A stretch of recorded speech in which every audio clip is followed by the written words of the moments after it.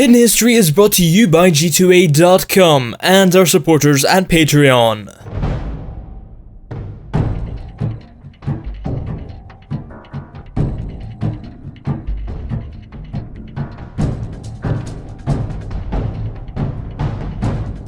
Going all the way back to the first Fallout game in 1997, ghouls have been a constant in the franchise, one of the most tragic aspects of the Fallout universe. Even ghouls lucky enough not to be feral are often hated and even feared. This really sets them apart from just being another type of video game zombie, and is a very far cry from the ghouls of mythology. But before we get to that, let's start off with a book.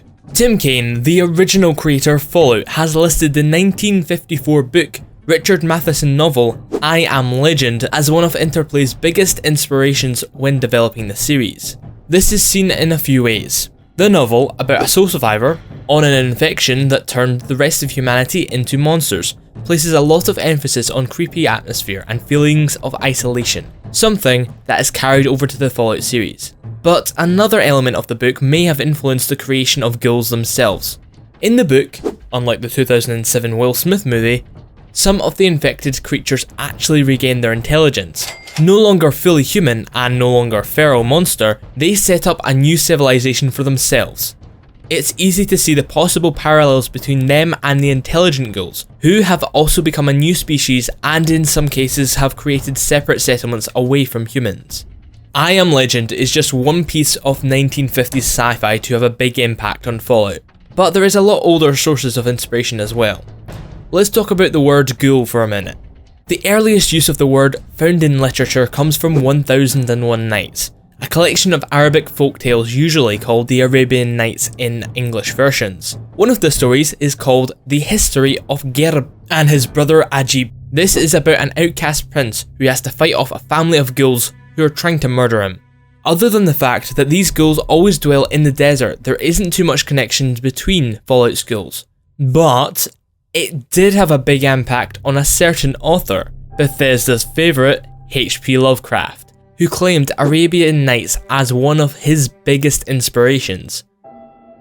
Lovecraft's version of ghouls is a bit closer to Fallout's. In the Lovecraft mythos, ghouls were once human, who have transformed and gone on to create their own underground societies, in stories like Pickman's Model and the Dream Quest of Unknown Kadath. In the end, both Lovecraft's ghouls, the original ghouls of the Arabian Nights, and the monsters of I Am Legend bring us pretty close to the ones in the Fallout universe, possibly giving us a little bit of an insight into their creation.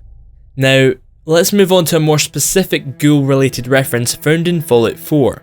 Revealed as the first ghoul in history, Edward Winter is unique among ghouls because he chose to become one voluntarily, deciding that the negative effects were worth it in exchange for an eternal life. But that's not the only interesting aspect of the character. He also has a close connection to real Boston history. That's because he's thought to be based upon two of the city's most infamous criminals, James Whitey Bulger and Howie Winter, the leaders of the deadly Winter Hill Gang. Before the Great War, Edward Winter ran a criminal empire, very much like Whitey Bulger and Howie Winter. If those names sound familiar to you, it's probably because the story of Whitey Bulger was adapted to the big screen recently in Black Mass, starring Johnny Depp as Bulger. The New Vegas expansion, Dead Money, features a ghoul very different from most of his peers. Lounge singer Dean Domino. Sporting a classy look and a smooth voice, Domino also happens to be a reference to two separate people, crooner Dean Martin and Fats Domino, one of the originators of rock and roll. In another small nod to Fats Domino, the ghoul mentions that he used to work at Imperial Records, Fats Domino's real-world record company that was huge in the 1950s. Now it's finally time for some comments.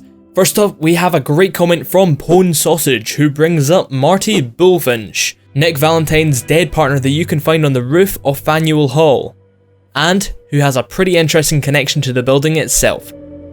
That's because he shares the last name, minus an L, with Charles Bulfinch, a famous architect who worked on the real Faneuil Hall, a historic Boston landmark.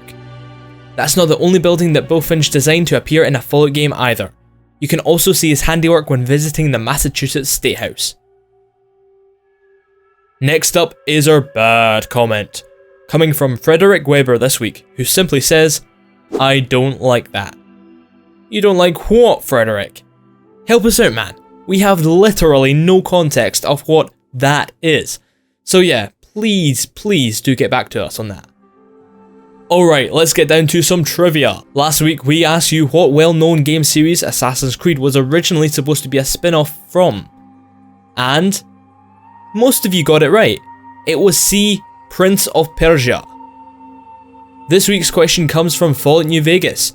The character Veronica Santangelo, who is voiced by Felicia Day, carries sparks in her inventory as a reference to the actress's role in what nerd favourite? A. Supernatural. B. Buffy the Vampire Slayer. C. The Guild. Or D. Doctor's Horrible Sing-Along Blog.